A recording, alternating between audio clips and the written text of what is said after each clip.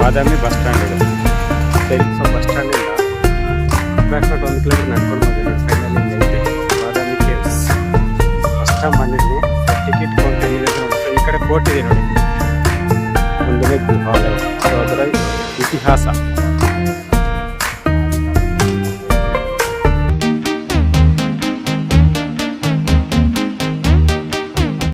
So ಇವಾಗ ನಾನು ಹೊರಡುವಂಥ train ಇದು ನೋಡ್ತಿದ್ರಲ್ಲ. ಸೊ ಇದೆ ನಾನು ಹೋಗುವಂಥ ಟ್ರೈನು. ಇವಾಗ ಸದ್ಯಕ್ಕೆ ನಾನು ಯಶವಂತಪುರ 9:30ಗೆ ನನ್ನ ಟ್ರೈನ್ ಐತೆ. ಅಪ್ರಾಕ್ಸಿಮೇಟ್ ನನಗೆ 425 rupees ಟ್ರೈನ್ ಟಿಕೆಟ್ ಆಯಿತು.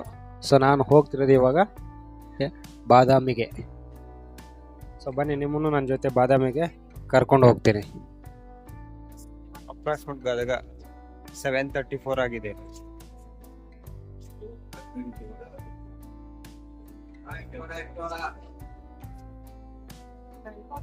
ಗದಗ ಇದು ಬಂದ್ಬಿಟ್ಟು ಉತ್ತರ ಕರ್ನಾಟಕದ.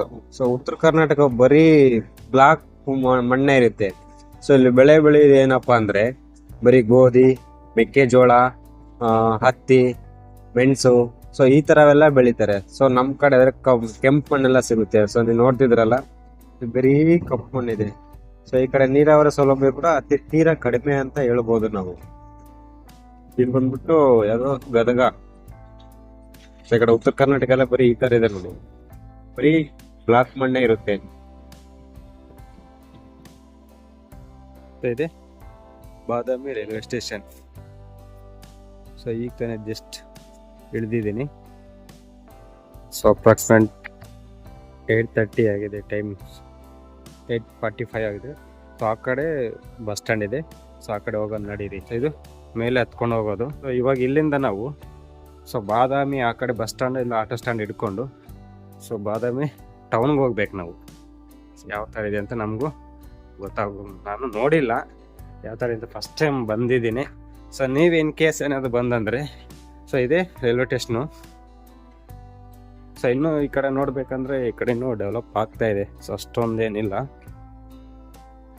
ಸೊ ನೋಡೋಣ ಬನ್ನಿ. Hello guys, welcome back new video.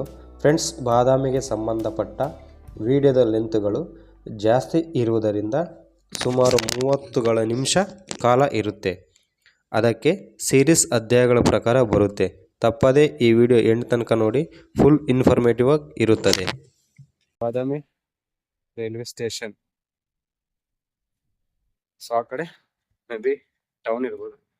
So ಅಲ್ಲಿ ಯಾರಾದ್ರೂ ಕೇಳ್ಕೊಂಡು ಹೋಗ್ಬಿಡೋಣ, ಹೆಂಗೆ ಹೋಗ್ಬೇಕು, ಯಾವ ಥರ ಹೋಗ್ಬೇಕು ಅಂತ. ಸೊ ನಮಗೆ ಅಲ್ಲಿದೆ ಆಟೋ ಸ್ಟ್ಯಾಂಡ್. ಇಲ್ಲಿ ಈಗ ಕಾಣಿಸ್ತಿದೆಯಲ್ಲ, ಇದೆ ಆಟೋ ಸ್ಟ್ಯಾಂಡ್ ಅನ್ಸುತ್ತೆ. ನಡೀರಿ ಹೋಗೋಣ. ಸೊ ಅಲ್ಲಿ ಆಟೋ ಸ್ಟ್ಯಾಂಡ್ ಹತ್ರ ಹೋಗಿ ಮಾತಾಡ್ಕೊಂಡು ಹೋಗೋಣ.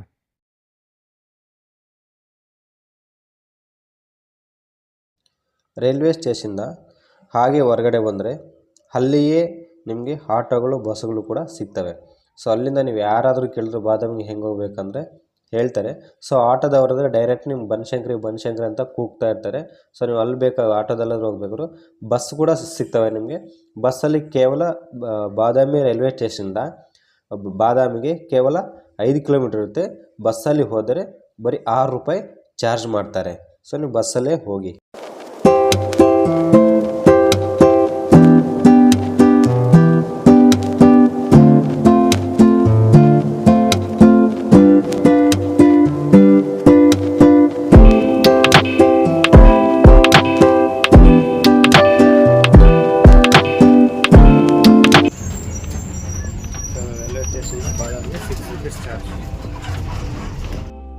ಸೊ ಇದೆ ಬಾದಾಮಿ ಬಸ್ ಸ್ಟ್ಯಾಂಡ್. ಸೊ ಈಗ ನಾನು ಬಂದಿರೋ KSRTC. ಸೊ ಇಲ್ಲಿಂದ ಅಪ್ರಾಕ್ಸಿಮೇಟ್ ಒಂದು 1 ಕಿಲೋಮೀಟರ್ ಒಳಗಿದೆ ಬಾದಾಮಿ ಕೇವ್ಸು. ಸೊ ನಡ್ಕೊಂಡು ಹೋಗೋಣ ನಡೀರಿ. ಹಿಂಗೆ ಹೋಗ್ಬೇಕು. ಅಪ್ರಾಕ್ಸಿಮೇಟ್ 1 ಕಿಲೋಮೀಟರ್ ಇದೆ ಅಂತೆ. ಹೊರಗಡೆ ಹೋಗ್ಬಿಟ್ಟು ಕೇಳೋಣ. ಸೊ ಬಸ್ ಸ್ಟ್ಯಾಂಡಿಂದ ಅಪ್ರಾಕ್ಸಿಮೇಟ್ 1 ಕಿಲೋಮೀಟರ್ ನಡ್ಕೊಂಡು ಬಂದೆ ನೋಡಿ. ಫೈನಲಿ ಹಿಂಗೆ ಐತೆ ಬಾದಾಮಿ ಕೇವ್ಸ್. ಸೊ ಫಸ್ಟ್ ಟೈಮ್ ಬಂದಿದ್ದೀನಿ. ಸೊ ಟಿಕೆಟ್ ಕೌಂಟರ್ ಎಲ್ಲಿದೆ ಅಂತ ನೋಡಿ. ಸೊ ಈ ಕಡೆ ಫೋರ್ಟ್ ಇದೆ ನೋಡಿ. ಸೊ ಇದು ಕೂಡ ಫೋರ್ಟು. ಸೊ ಫಸ್ಟ್ ಇದೆಲ್ಲ ನೋಡ್ಕೊಂಡ್ಬಿಟ್ಟು ಆಮೇಲೆ ನಾವು ಫೋರ್ಟ್ ಕಡೆ ಹೋಗೋಣ. ಸೊ ಟಿಕೆಟ್ ಎಂಟ್ರಿ ಕೌಂಟ್ ಎಲ್ಲಿದೆ ಅಂತ ಗೊತ್ತಿಲ್ಲ. ಇನ್ನು ದುರಸ್ತಿ ಮಾಡಿಸ್ತಾ ಇದ್ದಾರೆ. ಟಿಕೆಟ್ ಕೌಂಟರ್ ಇದೆಯಾ ಇಲ್ಲೋ ಗೊತ್ತಿಲ್ಲ, ಕೇಳೋಣ. ಟಿಕೆಟ್ ಕೌಂಟ್ರಿದೆಯಾ ಇಲ್ಲ ಅಂತ. ಸೊ ಎಲ್ಲ ಹೊಡೆದಾಕ ಅಲ್ಲಿ ಟಿಕೆಟ್ ಕೌಂಟ್ರ್ ಎಲ್ಲಿದೆ? ಓಕೆ ಅಲ್ಲಿದೆ, ತಗೊಳ್ಳೋ ನಡೀರಲ್ಲಿ.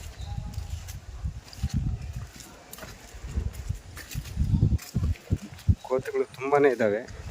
ಸೊ ಏನಪ್ಪ ಇಲ್ಲಿ ಕೋತಿಗಳ ಹತ್ರ ಕಾಟ ಅಂದರೆ ತಿನ್ನಕ್ಕೆ ಏನಾದ್ರು ನೋಡಿಬಿಟ್ರೆ ಸಾಕು ಕಿತ್ಕೊಂಡ್ಬಿಡ್ತವೆ.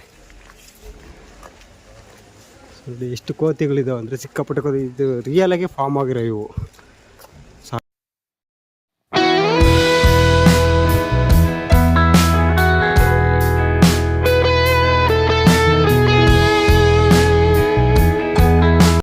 ಎಂಟ್ರೆನ್ಸ್ ಅಂತ ಅನಿಸುತ್ತೆ ಮೇ ಬಿ ಇದು. ಅಲ್ಲಿ ಟಿಕೆಟ್ ತೊಗೊಂಡು ಬರೋಣ. ಈ ಕಡೆದು ಕಾರುಗಳು ಬರ್ತಾಯಿತ್ತು, ಬಟ್ ಇವಾಗಿಲ್ಲ. ನಾನು ಈ ಕಡೆಯಿಂದ ಬಂದೆ. Booking counter entrance fees Indian 25 rupees, foreigners 300 ರೂಪಾಯಿ, ವಿಡಿಯೋ ಕ್ಯಾಮ್ರಾ 25 rupees.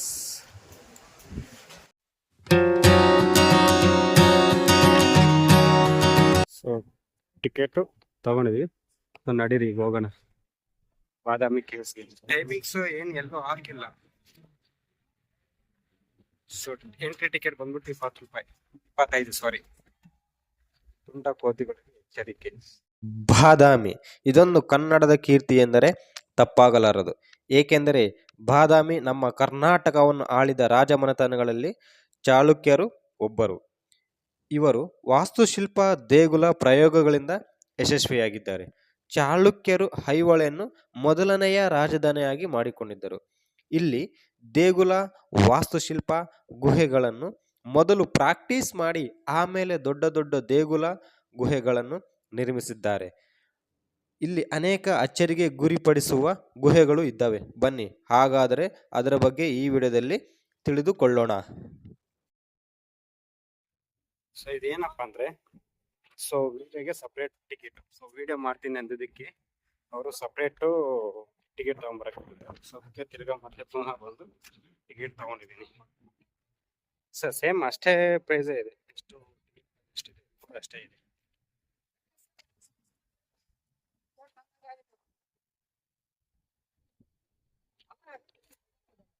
ಸೊ ಅಲ್ಲಿ ನಮ್ಮ ಗೈಡ್ ಇದ್ದಾರೆ ಗುರು ಅಂತ. ಫಸ್ಟ್ ಟೈಮ್ ನಾನು ತಗೊಂಡಿರೋದು ಗೈಡ್ನ. ಸೊ ಯಾಕೆಂದರೆ ಎಲ್ಲ ಡೀಟೇಲ್ಸ್ ಆಗಿ ತಿಳ್ಕೊಬೇಕು ಅಂತ ಅಷ್ಟೇ. ಸೊ ಈ ಕೋತಿಗಳದ್ದು ಭಾರಿ ಕಾಟ ಆಗುತ್ತೆ, ನನಗೆ ಸಿಕ್ಕಾಪಟ್ಟೆ ಭಯ ಆಗುತ್ತೆ.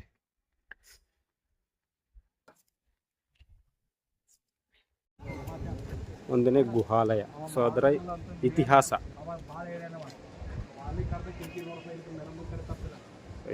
ಇದೆ. ಸೊ ನೆಕ್ಸ್ಟ್ 2ನೇ ಗುಹಾಂತರಕ್ಕೆ ಹಿಂಗೆ ಹೋಗೋಣ ನಡೀರಿ.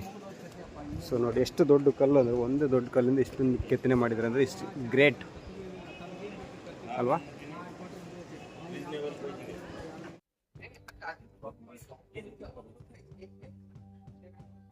ಸರ್ ಮೊದಲು ಬಾದಾಮಿ ತಮಗೆ ನನ್ನ ಹೆಸರು ಗುರುನಾಥ್ ಗಡಿಗೆ ಅಂತ ಹೇಳಿ. ಈ ಬಾದಾಮಿಯ ಮೊದಲ ಹೆಸರು ವಾತಾಪಿಪುರ ಅಂತ ಇದೆ. ಸಾಮಾನ್ಯವಾಗಿ ಎಲ್ಲ ಊರಿನ ಹೆಸರು ಬದಲಾವಣೆ ಇರುತ್ತೆ, ಈ ಊರಿನ ಹೆಸರು ಬದಲಾವಣೆ. ವಾತಾಪಿ ಅನ್ನೋ ಹೆಸರು ಬರ್ಬೇಕಾದ್ರೆ ಅದೊಂದು ದಂತಕಥೆಯನ್ನ ಹೇಳ್ತಾ ಹೋಗ್ತಾರೆ. ಏನು ಅಂತಂದ್ರೆ ಇಲ್ಲಿ ವಾತಾಪಿ ಮತ್ತು ಇಲ್ವಲ್ಲ ಅಂತ ಹೇಳಿ ರಾಕ್ಷಸ ವಾಸ ಇದ್ದಾರೆ. ಆ ರಾಕ್ಷಸರು ಏನ್ ಮಾಡ್ತಾ ಇದ್ರು ಅಂದ್ರೆ ಈ ದಾರಿಗುಂಟ ಬರ್ತಕ್ಕಂಥ ಜನರನ್ನ ಕೊಂದು ತಿಂತಾ ಇದ್ರು. ಸುಮ್ನೆ ಕೊಲ್ತಾ ಇರಲಿಲ್ಲ. ಅವ್ರಿಗೆ ಮಧ್ಯಾಹ್ನದ ಊಟಕ್ಕೆ ಆಮಂತ್ರಣ ನೀಡ್ತಾ ಇದ್ರು. ಸಹಜವಾಗಿ ಇವತ್ತು ನಮಗೆ ಹಸುವಾಯ್ತಂದ್ರೆ ಮಧ್ಯಾಹ್ನದ ಊಟಕ್ಕೆ ಹೋಟೆಲ್ಗಳಿಗೆ ಹೋಗ್ತೀವಿ ಅಥವಾ ಖಾನಾವಳಿಗೆ ಹೋಗ್ತೀವಿ. ಆಗಿನ ಕಾಲಘಟ್ಟದಲ್ಲಿ ಏನೂ ಇರ್ಲಿಲ್ಲ. ಜನಗಳು ಕರೆದ ತಕ್ಷಣ ಬಳಿ ಹೋಗ್ತಾ ಇದ್ರು. ಹೋದಂತ ಜನರಿಗೆ ವಾತಾಪಿ ಅನ್ನೋದು ತನ್ನ ತಪಶಕ್ತಿಯನ್ನು ಒಂದು ಮೇಕೆ ಮರಿ ಆಗ್ತಿದೆ. ಆ ಮೇಕೆ ಮರಿ ಆದಂತ ವಾತಾಪಿಯನ್ನ ಇಲ್ವಲಸನ್ನ ಕಟ್ ಮಾಡಿ ಅಡಿಗೆನ ಸಿದ್ಧಪಡಿಸೋದು, ಬಂದಂತ ಅತಿಥಿಗಳಿಗೆ ಉಣಬಡಿಸೋದು. ಊಟ ಆಗುವವರೆಗೆ ಸುಮ್ಮನೆ ಇದ್ದು ಊಟ ಆದ ನಂತರ ವಾತಾಪಿ ಹೊರಗೆ ಬಾಂಧ ತನ್ನನ್ನು ತೂಗ್ತಾ ಇದ್ರು. ಆ ಹೊಟ್ಟೆ ಸೇರಿದ ವಾತಾಪಿ ಹೊಟ್ಟೆನಲ್ಲೂ ಆಚೆ ಬರ್ತಾ ಇದ್ರು. ಇವರು ಸತ್ತು ಬೀಳ್ತಾ ಇದ್ರು. ಆ ಸತ್ತ ದೇಹಗಳನ್ನ ಅಣ್ಣ ತಮ್ಮಂದಿರ ಸೇರಿ ತಿಂತಾ ಇದ್ರು. ಇದು ನಿರಂತರವಾಗಿ ನಡೀತಾ ಇತ್ತು. ಒಂದು ದಿನ ಈ ಮಾರ್ಗವಾಗಿ ಅಗಸ್ತ್ಯ ಮುನಿಗಳು ಬರ್ತಾರೆ, ಮಹರ್ಷಿಗಳು ಬಂದಾಗ ಅವ್ರಿಗೆ ಕೂಡ ಊಟಕ್ಕೆ ಆಮಂತ್ರಣ ಸಿಗುತ್ತೆ. ಅವ್ರು ಮುಗುಳಗೆಯಿಂದ ಹೋಗ್ತಾರೆ. ಕಾರಣ ಅವರು ದಿವ್ಯಜ್ಞಾನಿಗಳಿರ್ತಾರೆ, ಇವ್ರು ಮಾಯಾವಿಗಳಂತ ಗೊತ್ತಿಲ್ಲ. ಹೋದಾಗ ಯಥಾವತ್ತಾಗಿ ಅಡಿಗೆನ ಸಿದ್ಧಪಡಿಸಿ ಅವ್ರಿಗೆ ಊಟ ಪಡಿಸ್ತಾರೆ. ಊಟ ಆಗುತ್ತೆ. ಊಟ ಆದ ನಂತರ ಇಲ್ವಲ ವಾತಾಪಿಯನ್ನು ಹೊರಗೆ ಕರೆಯೋಕ್ಕಿಂತ ಮುಂಚೆ ಅಗಸ್ತ್ಯ ಮುನಿಗಳು ತಮ್ಮ ಎಡಗೈಯಿಂದ ಹೊಟ್ಟೆ ಮೇಲೆ ಕಾಡಿಸಿ ವಾತಾಪಿ ಜೀರ್ಣ ಅಂತ ಹೇಳಿ ವಾತಾಪಿ ಒಳಗಡೆ ಜೀರ್ಣ ಆಗ್ತಾನೆ. ಇಲ್ವಲ ವಾತಾಪಿಯನ್ನ ಕೂಗ್ತಾನೆ. ವಾತಾಪಿ ಆಚೆ ಬರಂಗಿಲ್ಲ. ಏನಾಗಿದೆ ಅಂತ ನೋಡ್ತಾನೆ. ಅಗಸ್ತ್ಯ ಮುನಿಗಳು ವಾತಾಪಿಯನ್ನ ಜೀರ್ಣ ಮಾಡಿದ ವಿಷಯ ಗೊತ್ತಾದ ತಕ್ಷಣ ಹೋಗ್ಬಿಟ್ಟು ಋಷಿಮುನಿಗಳನ್ನ ಕ್ಷಮೆ ಯಾಚನೆ. ಅಂದ್ರೆ ನಾವಿಷ್ಟು ದಿನ ಮಾಡಿದ್ದೆಲ್ಲ ತಪ್ಪಾಗಿದೆ, ನಮ್ಗೆ ದೈವತ್ವ ಪಾಲಿಸಿ ಮುಕ್ತಿ ಕರುಣಿಸಿ ಅಂತ ಕೇಳ್ಕೊಂಡಾಗ ಇಬ್ಬರನ್ನು ಬೆಟ್ಟಗಳನ್ನಾಗಿ ಪರಿವರ್ತನೆ ಮಾಡ್ತಾರೆ. ವಾತಾಪಿಯನ್ನ ಬಾದಾಮಿ ಬೆಟ್ಟವಾಗಿ ಪರಿವರ್ತನೆ ಮಾಡಿ ಇಲ್ವಲನನ್ನ ಐವಳಿ ಬೆಟ್ಟವಾಗಿ ಪರಿವರ್ತನೆ ಮಾಡ್ತಾರೆ. ಹಾಗಾಗಿ ಇವರಿಗೆ ವಾತಾಪಿ ಹೆಸರು ಬಂತು.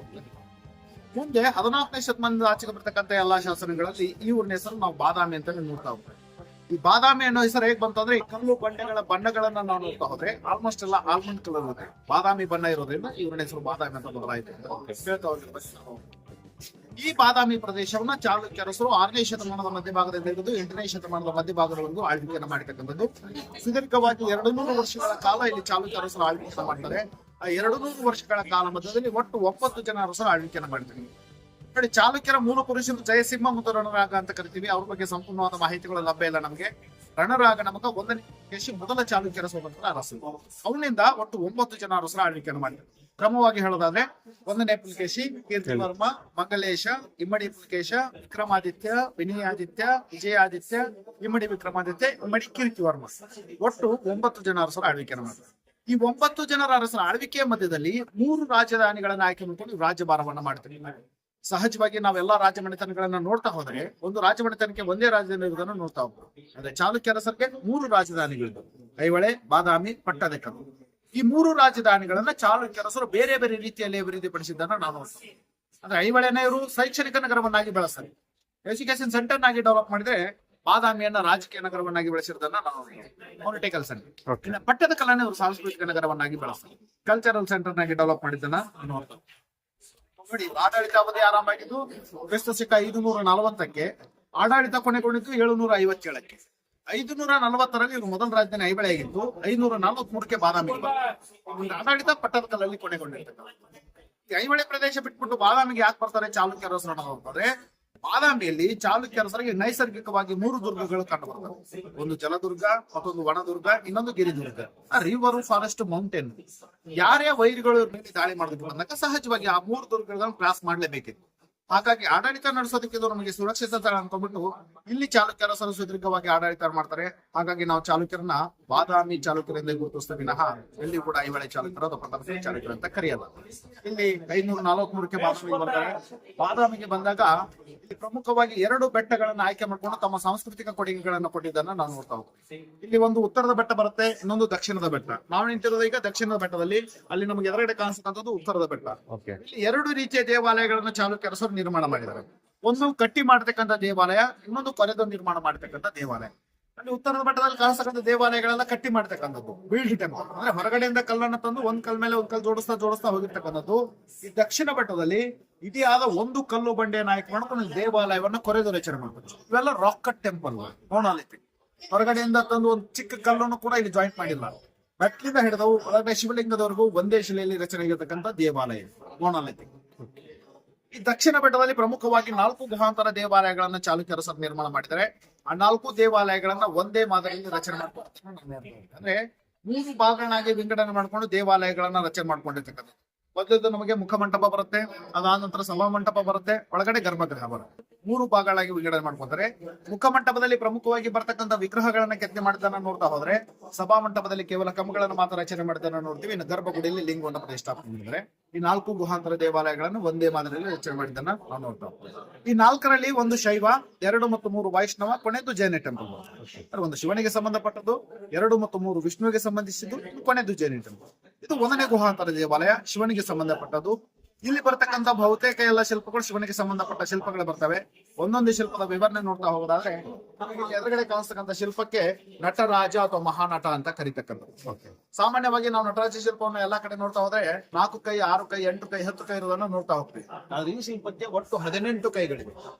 ಒಂದು ಬದಿ 9, ಇನ್ನೊಂದು ಬದಿ 9. ಈ 18 ಕೈಗಳನ್ನ ಯಾಕೆ ರಚನೆ ಮಾಡಿದ್ರು ಚಾಲುಕ್ಯ ಅರಸರು ಅನ್ನೋದಾದ್ರೆ, 2000 ವರ್ಷಗಳ ಹಿಂದೆ ದಕ್ಷಿಣ ಭಾರತದಲ್ಲಿ ಒಂದು ಸುಪ್ರಸಿದ್ಧವಾದಂತಹ ಕ್ಲಾಸಿಕಲ್ ಡ್ಯಾನ್ಸ್ ಪ್ರಚಲಿತದಲ್ಲಿತ್ತು, ಭರತನಾಟ್ಯ ಅನ್ನೋದು. ಆ ಭರತನಾಟ್ಯವನ್ನ ಕಾಂಪೋಸ್ ಮಾಡಿದ್ದು ಭರತ ಮುನಿ.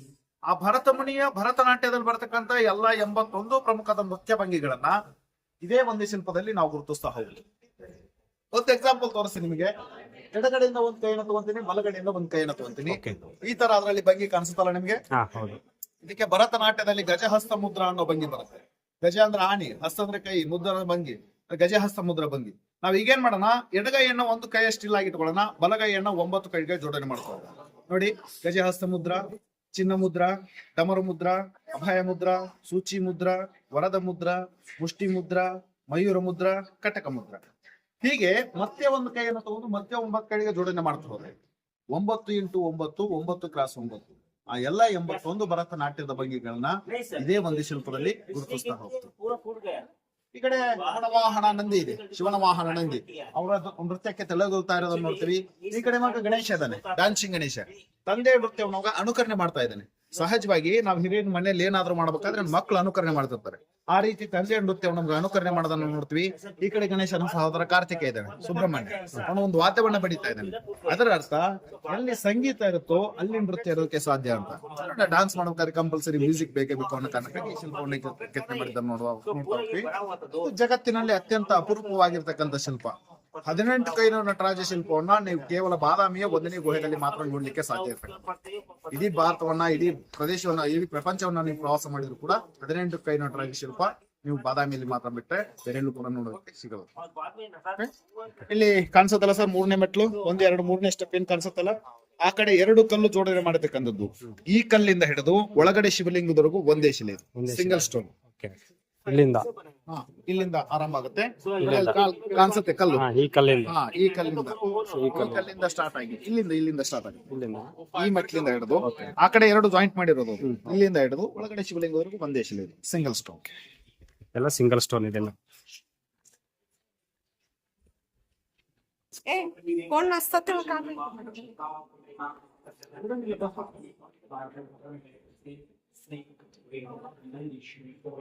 ನೋಡಿ ಈಗ ನಾವು ನಿಂತಿರೋ ಜಾಗ ಇದಕ್ಕೆ ಮುಖಮಂಟಪ ಅಂತ ಕರೀತಾರೆ. ಅದಕ್ಕೆ ಮುಖಮಂಟಪ.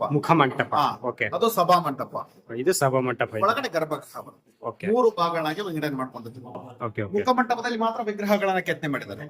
ಸಭಾ ಮಂಟಪದಲ್ಲಿ ಯಾವುದೇ ವಿಗ್ರಹಗಳಿಲ್ಲ.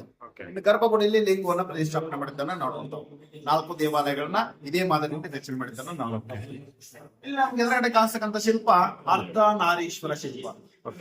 ಅರ್ಧ ಭಾಗದಲ್ಲಿ ಶಿವ ಇದ್ದಾನೆ, ಇನ್ನು ಅರ್ಧ ಭಾಗದಲ್ಲಿ ಪಾರ್ವತಿ ಇರ್ತಕ್ಕಂಥ. ಈ ಶಿವನನ್ನ ನೀವು ಗುರುತಿಸ್ಬೇಕಾದ್ರೆ ಶಿಲ್ಪದ ಬಲಭಾಗದಲ್ಲಿ ಶಿವನ ವಿಗ್ರಹ ಇದೆ. ಶಿವನನ್ನು ಗುರುತಿಸ್ಬೇಕಾದ್ರೆ ಅರ್ಧ ಚಂದ್ರಾಕೃತಿ ಕಾಣಿಸುತ್ತೆ. ತಲೆ ಮೇಲೆ ಗಂಗೆ ಮುಖ ಇದೆ, ಕೈಯಲ್ಲಿ ಪರಶುನಾಗ, ಕಿವಿಯಲ್ಲಿ ನಾಗಕುಂಡಲ, ತೋಳಲ್ಲಿ ನಾಗಬಂದಿ, ಇಲ್ಲಿ ತೊಡೆ ಮೇಲೆ ಹುಲಿ ಚರ್ಮವನ್ನು ನೋಡ್ತಾರೆ. ಈ ಕಡೆ ಭಾಗದಲ್ಲಿ ಪಾರ್ವತಿಯನ್ನು ಗುರುತಿಸ್ಬೇಕಾದ್ರೆ ಶಿಲ್ಪದ ಎಡಭಾಗದಲ್ಲಿ ಪಾರ್ವತಿ ವಿಗ್ರಹ ಇರ್ತಕ್ಕಂಥದ್ದು. ಪಾರ್ವತಿಯನ್ನು ಗುರುತಿಸ್ಬೇಕಾದ್ರೆ ಅರ್ಧ ಕಿರೀಟ ಕಾಣಿಸ್ತಿದೆ, ಕೈಯಲ್ಲಿ ಕಮಲದ ಮಬ್ಬು, ಕೈ ಬಳೆಗಳು, ತೋಳು ಬಂದಿ, ಕರ್ಣಕುಂಡಲ, ಕಾಲ್ಗೆಜ್ಜೆಗಳನ್ನು ಗುರುತಿಸಿ ಈ ಕಡೆ ಭಾಗದಲ್ಲಿ ಪಾರ್ವತಿ ಅಂತ ಹೇಳ್ಬೋದು. ಇವಳು ಪಾರ್ವತಿಯ ಸಹಾಯಕ್ಕೆ ಒಂದು ಆಭರಣದ ಪೆಟ್ಟಿಗೆ ನಿಂತಿದ್ದಾಳೆ. ಈ ಕಡೆ ಇರೋದು ಶಿವನ ವಾಹನ ನಂದಿ, ಇವನು ಭೃಂಗ ಮಹರ್ಷಿ. ಇವನಿಂದ ಒಂದು ಸಣ್ಣದಾದಂತ ಕತೆ ಬರುತ್ತೆ, ಮೈಥಾಲಜಿಕಲ್ ಸ್ಟೋರಿ. ಏನಂತಂದ್ರೆ ಇವನು ಕೇವಲ ಶಿವಭಕ್ತ. ಶಿವನನ್ನು ಬಿಟ್ರೆ ಬೇರೆ ದೇವಾಲಯದ ಜೊತೆ ಇವನು ಪೂಜೆ ಮಾಡಿದ್ರು. ಒಮ್ಮೆ ಕೈಲಾಸದಲ್ಲಿ ಶಿವ ಮತ್ತು ಪಾರ್ವತಿಯರ ಜೊತೆಗೆ ಕುಳಿತಾಗ ದೇವಾನುದೇವತೆಗಳ ಸಮ್ಮುಖದಲ್ಲಿ ಇವನು ಹೋಗ್ಬಿಟ್ಟು ಕೇವಲ ಶಿವನಿಗೆ ಮಾತ್ರ ಪೂಜೆಯನ್ನು ಮಾಡಿ ಶಿವನನ್ನ ಮಾತ್ರ ಪ್ರದರ್ಶನ ಆಗ್ತಾನಂತೆ. ಸಹಜವಾಗಿ ಪಕ್ಕದಲ್ಲಿರೋ ಪಾರ್ವತಿ ಕೋಪ ಬಂದು ಅವನಲ್ಲಿ ಇರ್ತಕ್ಕಂಥ ರಕ್ತ ಮಾಂಸನ ಕಿತ್ಕೊಂಡ್ಬಿಟ್ಟಿರ್ತಾರೆ. ಪಾರ್ವತಿ ಒಬ್ಬ ದೇವತೆ ಇದ್ರೂ ಕೂಡ ಅವನಲ್ಲಿರ್ತಕ್ಕಂಥ ಬರೀ ರಕ್ತ ಮಾಂಸವನ್ನ ಯಾಕೆ ಕಿತ್ಕೊಂತಾಳಂತಂದ್ರೆ, ಸಹಜವಾಗಿ ನಾವು ವಿಜ್ಞಾನವನ್ನು ಒಪ್ಪುವುದಾದ್ರೆ ಅಥವಾ ನಮ್ಮ ಸಂಪ್ರದಾಯವನ್ನು ಒಪ್ಪುವುದಾದ್ರೆ ರಕ್ತ ಮತ್ತು ಮಾಂಸ ಬೆಳೆದಿರ್ತಕ್ಕಂಥದ್ದು ತಾಯಿಯಿಂದ ಅಂತ ನಮ್ಗೆ ಸಹಜವಾಗಿ ಗೊತ್ತು. ಅದೇ ಎಲುಬು ಮತ್ತು ಜೀವ ಬಂದಿರ್ತಕ್ಕಂಥದ್ದು ತಂದೆಯಿಂದ. ಹಾಗಾಗಿ ತಂದೆಯಿಂದ ಬಂದಿರ್ತಕ್ಕಂಥ ಎಲುಬು ಮತ್ತು ಜೀವವನ್ನ ಅವನಲ್ಲಿ ಬಿಟ್ಟು ಪಾರ್ವತಿ ರಕ್ತದಿಂದ ಅಂದ್ರೆ ತಾಯಿಯಿಂದ ಬಂದಿರ್ತಕ್ಕಂಥ ರಕ್ತ ಮತ್ತು ಮಾಂಸವನ್ನ ಕಿತ್ಕೊಂಡ್ಬಿಡ್ತಾರೆ. ಅಂದ್ರೆ ಅವಳಿಗೆ ಪೂಜೆ ಮಾಡಿಲ್ಲ ಅನ್ನೋ ಕಾರಣಕ್ಕೆ ಕೋಪ ಬಂತು. ಅವನಲ್ಲಿರ್ತಕ್ಕಂಥ ರಕ್ತ ಮಾಂಸವನ್ನು ಕಿತ್ಕೊಂಡು ಕೇವಲ ಒಂದು ಅಸ್ಥಿ ಪಂಜರವಾಗಿ ಉಳಿದ ಪಾರ್ವತಿ ಅಷ್ಟಕ್ಕೆ ಸುಮ್ಮನಾಗದೆ ಮಾರನೇ ದಿವಸ ಶಿವನಲ್ಲಿ ಒಂದು ಬೇಡಿಕೆ ನೀಡ್ತಾರೆ. ಹೇಗಾದ್ರೂ ಮಾಡಿ ನಾನು ಭೃಂಗ ಮಹರ್ಷಿ ಕೈಲಿ ಪೂಜೆ ಮಾಡಿಸ್ಕೊಳ್ಳಬೇಕು. ನೀನು ನನ್ನ ಪತಿ ಇರೋದ್ರಿಂದ ನಿನ್ನ ದೇಹದಲ್ಲಿ ಅರ್ಧ ಭಾಗದ ಹಕ್ಕು ನನಗಿದೆ, ಹಾಗಾಗಿ ನಿನ್ನ ದೇಹದಲ್ಲಿ ಅರ್ಧ ಭಾಗ ಬಿಟ್ಕೊಡು ಅಂತ ಕೇಳ್ಕೊಂಡು ಶಿವ ಪಾರ್ವತಿಗೆ ಅರ್ಧ ಭಾಗವನ್ನ ಬಿಟ್ಕೊಡ್ತಾರೆ. ಆಗ ಇವರು ಅರ್ಧನಾರೀಶ್ವರ ರೂಪವನ್ನು ತಾಳ್ತಾರೆ ಅಂತ ಹೇಳ್ತಾರೆ. ಅರ್ಧನಾರೀಶ್ವರ ರೂಪ ತಾಳಿ ಮತ್ತೆ ಕೈಲಾಸದಲ್ಲಿ ಕುಂತಾಗ ಭೃಂಗ ಮಹರ್ಷಿ ಯಥಾವತ್ತಾಗಿದ್ದರೆ ನಿತ್ಯ ಪೂಜೆಗಾಗಿ ಬರುವಾಗಿ ಬರ್ತಾನೆ. ಬಂದಾಗ ಇವರು ಅರ್ಧನಾರೀಶ್ವರ ರೂಪದಲ್ಲಿರುವುದನ್ನು ನೋಡ್ತಾರೆ. ಈಗ ಒಂದೇ ದೇಹ ಇದೆ, ಇವ್ನು ಪೂಜೆ ಮಾಡಿದ್ರೆ ಇಬ್ಬರಿಗೂ ಮಾಡಬೇಕು ಅಂತ ಪ್ರದಕ್ಷಿಣೆ ಹಾಕಿದ್ರೆ ಇಬ್ಬರಿಗೆ ಹಾಕ್ಬೇಕು. ಇವನು ಕೇವಲ ಶಿವಭಕ್ತ. ಆಗಿವನ್ ಏನ್ ಮಾಡ್ತಾನಂದ್ರೆ ಒಂದೇ ಕಾಲದಲ್ಲಿ ತಪಸ್ಸನ್ನ ಮಾಡಬೇಕು. ತಪಸ್ಸು ಮಾಡಿ ತನ್ನ ತಪಶಕ್ತಿಯಿಂದ ಒಂದು ಭ್ರಮರ ಆಗ್ತಾನೆ. ಗುಂಗಿಗಳ ಬಂಬಲ್ ಬೇಯ್ಬಿಟ್ಟು ಶಿವನ ನಾವೇಂದ್ರೆ ಹೊಕ್ಕಳದವರಿಗೆ ಮಾರ್ಗವನ್ನು ಕೊರೆದು ಮತ್ತೆ ಕೇವಲ ಶಿವನಿಗೆ ಸಂಬಂಧಪಟ್ಟ ದೇಹವನ್ನು ಮಾಡೋ ಪ್ರದಕ್ಷಿಣೆ ಆಗ್ತದೆ. ಅವಾಗಲೂ ಪಾರ್ವತಿಗೆ ಪೂಜೆನೆ ಮಾಡೋದು. ಆಕ್ಚುಲಿ ಪಾರ್ವತಿಗೆ ಅವಾಗ ಕೋಪ ಬರಬೇಕಾಗಿತ್ತು. ಒಂದೇ ದೇಹ ಇದ್ರೂ ಕೂಡ ಕೇವಲ ಶಿವನಿಗೆ ಮಾತ್ರ ಪ್ರದಕ್ಷಿಣೆ ಹಾಕಿರೋ ಕಾರಣಕ್ಕೆ ಪಾರ್ವತಿ ಕೋಪ ಬರಬೇಕಾಗಿತ್ತು. ಅವಾಗ ಪಾರ್ವತಿ ಕೋಪ ಮಾಡ್ಕೊಳ್ಳೋದು ಸಹಜವಾಗಿ ಗೊತ್ತಾಗತ್ತೆ ಪಾರ್ವತಿಗೆ. ಇವಳ ಅಂದ್ರೆ ಕೇವಲ ಶಿವಭಕ್ತ, ಶಿವನನ್ನ ಬಿಟ್ರೆ ಬೇರೆ ದೇವಾನ ದೇವತೆಗಳು ಪೂಜೆ ಮಾಡಂಗಿಲ್ಲ ಅಂತ ಗೊತ್ತಾಗಿ ಮತ್ತೆ ಅವನಿಗೆ ಚೈತನ್ಯವನ್ನ ನೀಡತಕ್ಕಂಥದ್ದು. ಇದು ಅರ್ಧನಾರೀಶ್ವರ ರೂಪವನ್ನ ಹೇಗೆ ತಾಳಿದ್ರು, ಯಾರಿಂದ ತಾಳಿದ್ರು ಅನ್ನೋದಕ್ಕೆ ಸ್ಪಷ್ಟವಾಗಿ ಶಿಲ್ಪದಿಂದ ನಮಗೆ ಕಂಡು ಬರ್ತಕ್ಕಂಥದ್ದು ನಾವು ನೋಡ್ತಾ ಹೋಗ್ತೀವಿ. ಇಲ್ಲಿ ಕೆಳಗಡೆ ಕುಬ್ಜಗಳನ್ನ ರಚನೆ ಮಾಡಿದ್ರೆ ಮೇಲ್ಗಡೆ ಗಂಧರ್ವ ದಂಪತಿಗಳನ್ನ ನೋಡ್ತಾ ಹೋಗ್ತೀವಿ. ಇಲ್ಲಿ ಕಮಲ ಪುಷ್ಪವಿದೆ, ಇಲ್ಲಿ ಕೂಡ ಗಂಧರ್ವ ದಂಪತಿಗಳನ್ನ ನೋಡ್ತಾ ಹೋಗ್ತೀವಿ. ಯಾರು ಇದು? ಗಂಧರ್ವ ದಂಪತಿಗಳು. Okay okay. ಅಲ್ಲಿ ಮಧ್ಯದಲ್ಲಿ ಕಾಣಿಸ್ಕೊಳ್ಳೋದು ಆದಿಶೇಷ. ಆದಿಶೇಷ. ಅರ್ಧ ಮಾನವ ರೂಪ ಇದೆ, ಅರ್ಧ ಹಾವಿನ ರೂಪವನ್ನ ಇದು ಆದಿಶೇಷನಾ? ಕಟ್ಟಾಗಿರೋದನ್ನ ನೋಡ್ಬೋದು. ಓಕೆ. ನಾಲ್ಕು ಕಾಣಿಸ್ತಕ್ಕಂಥದ್ದು ಕೂಡ ಗಂಧರ್ವ ದಂಪತಿಗಳು. ಆ ಕಡೆ ಕಾಣಿಸ್ತಕ್ಕಂಥ ಶಿಲ್ಪ ಹರಿಹರ. ಅರ್ಧ ಭಾಗದಲ್ಲಿ ಹರಿ ಇದು ಗಂಧರ್ವನಾ? ಗಂಧರ್ವ. ಓಕೆ. ಸೊ ಇಲ್ಲಿ ಕಾಣಿಸ್ತಕ್ಕಂಥದ್ದು ಹರಿಹರ ಶಿಲ್ಪ. ಹರಿಹರ ಶಿಲ್ಪ. ಓಕೆ. ಒಂದು ಭಾಗದಲ್ಲಿ ಹರಿ ಇದ್ದಾನೆ, ಇನ್ನೊಂದು ಭಾಗದಲ್ಲಿ ಹರ ಇರ್ತಾನೆ. ಸೊ ಮೇಲೆ ಇರೋರು ಗಂಧರ್ವರು. ಮೇಲೆ ಗಂಧರ್ವ. ಓಕೆ. ಇಲ್ಲಿ ಶಿಲ್ಪದ ಬಲಭಾಗದಲ್ಲಿ ಶಿವನ ವಿಗ್ರಹವನ್ನು ಗುರುತಿಸ್ತಾರೆ, ಅಂದ್ರೆ ಹರನ ಶಿಲ್ಪ. ಶಿಲ್ಪದ ಎಡಭಾಗದಲ್ಲಿ ಹರಿಯ ಶಿಲ್ಪ. ಹರ ಅಂದ್ರೆ ಶಿವ, ಹರಿ ಅಂದ್ರೆ ವಿಷ್ಣು. ಶಿವನನ್ನು ನೀವು ಆ ಕಡೆ ಗುರುತಿಸ್ತಂದು ಇಲ್ಲಿ ಈಸಿಯಾಗಿ ಗುರುತಿಸಬಹುದು.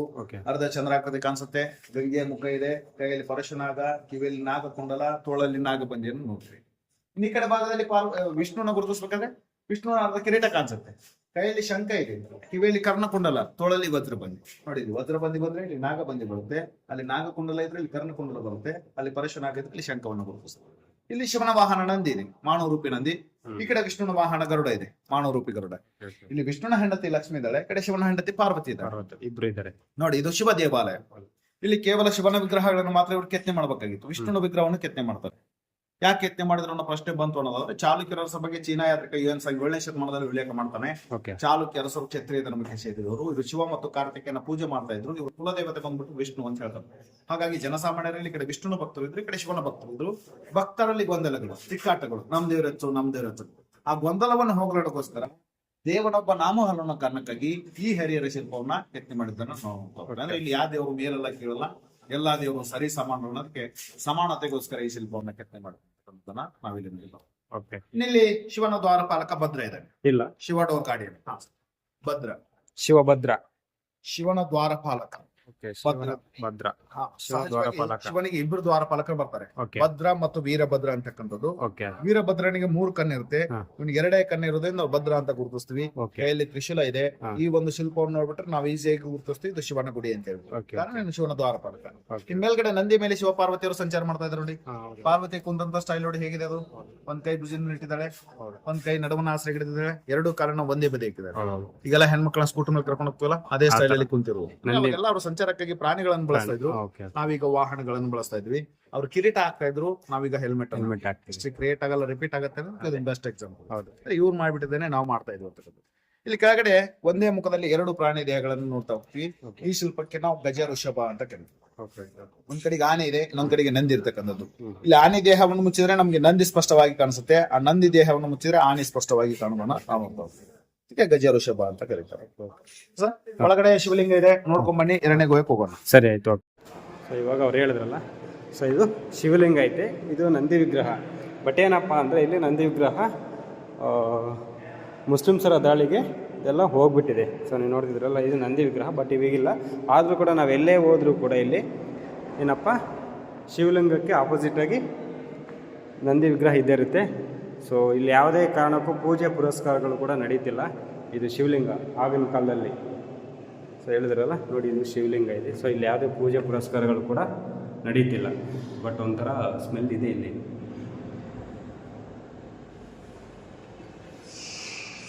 ಸೊ ಇಲ್ಲಿ ನೋಡಿ. ಸೊ ನೀವು ಒಮ್ಮೆ ಭೇಟಿ ಕೊಟ್ಟರೆ ನಿಮ್ಗೆ ಕೂಡ ಕ್ಲಾರಿಟಿ ಚೆನ್ನಾಗಿ ಬರುತ್ತೆ. ಯಾಕಪ್ಪ ಅಂದರೆ ಇದು ಈ ಥರ ನಾವು ಪ್ರತಿ ಸಾಲ ಬಂದಾಗ ನಾವು ತುಂಬ ಚೆನ್ನಾಗಿ ನೋಡ್ಬೋದು. ಆಗಿನ ಕಾಲದಲ್ಲಿ ಯಾವ ಥರ ಜನಗಳು ವಾಸಿಸ್ತಿದ್ದರು ಅನ್ನೋದು ನಮಗೊಂದು ಕ್ಲಾರಿಟಿ ಸಿಗುತ್ತೆ. ಸೊ ಅದು ನೋಡಿ ಹೆಂಗೆ ಚೆನ್ನಾಗಿದೆ. ಬಟ್ ಇಲ್ಲೇನ ಅಂತ ನೋಡೋಂಥದ್ದಿಲ್ಲ. ಜಸ್ಟ್ ಒಂದು 5 ನಿಮಿಷ ನೋಡಿಕೊಂಡು ನೀವು ಈಗ ಇದು ಫಸ್ಟು ಗುಹಾಂತರ ಅಂತ ಹೇಳಿದ್ರಲ್ಲ, ಈಗ ನಾವು ಸೆಕೆಂಡ್ ಗುಹಾಂತರಕ್ಕೆ ಹೋಗ್ತೀವಿ. ಸೊ ಅಲ್ಲಿ ಹೋಗ್ಬಿಟ್ಟು ಮತ್ತೆ ವೀಡಿಯೋ ಸ್ಟಾರ್ಟ್ ಮಾಡ್ತೀನಿ. ಸೊ ತುಂಬ ಚೆನ್ನಾಗಿದೆ, ಒಮ್ಮೆ ಭೇಟಿ ಕೊಡ್ಬೋದು. ಸೊ ನಡೀರಿ 2ನೇ ಗುಹಾಂತರಕ್ಕೆ ಹೋಗ್ಬಿಡೋಣ. ಸೊ ಇಲ್ಲಿಂದ ನೋಡಿ ಹೆಂಗಿರುತ್ತೆ ಅಂತ, ತುಂಬ ಬ್ಯೂಟಿಫುಲ್ ಆಗಿದೆ. ಇಲ್ಲಿ ಏನು ಮಾತಾಡ್ತೀನಿ ಅದೆಲ್ಲ ರೀಸೌಂಡ್ ಕೂಡ ಬರ್ತಾಯಿದೆ. ಸೊ ನೋಡಿ ಇಲ್ಲಿ ಹೆಂಗಿದೆ. ಸೊ ಇದಕ್ಕೆ ಈ ಕಡೆ ಹೋದರೆ ನಾವು 2ನೇ ಗುಹಾಂತರಕ್ಕೆ ಹೋಗ್ತಾ ಇದ್ವಿ, 2ನೇ ಕೇವ್. ಫ್ರೆಂಡ್ಸ್ ನೋಡಿದ್ರಲ್ಲ, ಇದು 1ನೇ ಗುಹಾಲಯದ ಬಗ್ಗೆ ಇತಿಹಾಸ. ಈ ವಿಡಿಯೋ ನಿಮ್ಗೆ ಏನಾದರೂ ಇಷ್ಟ ಆಗಿದ್ರೆ ಒಂದು ಸಣ್ಣ ಲೈಕ್ ಕೊಟ್ಟು ನಿಮ್ಮ ಫ್ರೆಂಡ್ಸ್ ಆ್ಯಂಡ್ ಫ್ಯಾಮಿಲಿಗೆ ಶೇರ್ ಮಾಡಿ. ಹಾಗೆಯೇ ನನ್ನ ಚಾನಲನ್ನು ಫಸ್ಟ್ ಟೈಮ್ ಯಾರಾದರೂ ಈಗ ನೋಡ್ತಾ ಇದ್ದರೆ ಕೆಳಗೆ ಕಾಣುತ್ತಿರುವ ಸಬ್ಸ್ಕ್ರೈಬ್ ಬಟನ್ ಒತ್ತಿ ಆಲ್ ನೋಟಿಫಿಕೇಶನ್ನ ಆನ್ ಮಾಡಿಟ್ಕೊಳ್ಳಿ. ಇದರಿಂದ ನಾನು ಮಾಡುವಂತಹ ಎಲ್ಲ ವಿಡಿಯೋಗಳು ಮೊದಲು ನೀವೇ ನೋಡಬಹುದು. ಕೊನೆಯವರೆಗೂ ನೋಡಿದವರಿಗೆ ನನ್ನ ಧನ್ಯವಾದಗಳು. ಮುಂದೆ ಬರುವ ವಿಡಿಯೋದಲ್ಲಿ ಸಿಗೋಣ. ಅಲ್ಲಿವರೆಗೂ bye bye. Take care of. Love you all.